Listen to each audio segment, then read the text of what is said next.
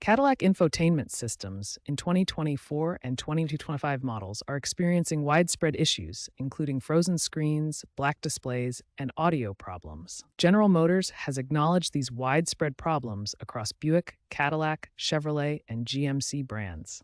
They advise against replacing the infotainment system, as replacements often have the same issues. Before seeking professional help, try these 3 simple reset methods that often resolve minor glitches and restore functionality.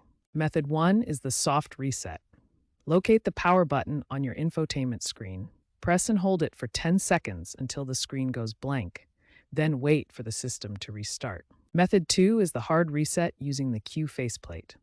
Start your vehicle, open the storage compartment under the screen, turn off the vehicle, open the driver's door for 30 to 60 seconds, then close it and restart. Method 3 uses the end call button on your steering wheel. Put the vehicle in park, press and hold the end call button for 20 seconds until the center display turns off, then wait for the system to reboot. These 3 reset methods resolve most minor infotainment glitches. If problems persist, more advanced troubleshooting may be needed. When basic resets don't resolve your Cadillac infotainment issues, several advanced troubleshooting methods can help restore functionality.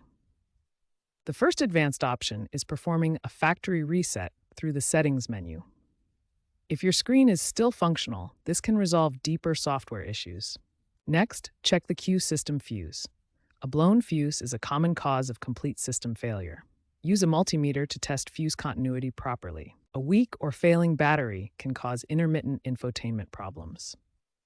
Test your battery voltage to ensure it's providing adequate power to all vehicle systems. As a last resort, you can physically inspect the CU unit connections.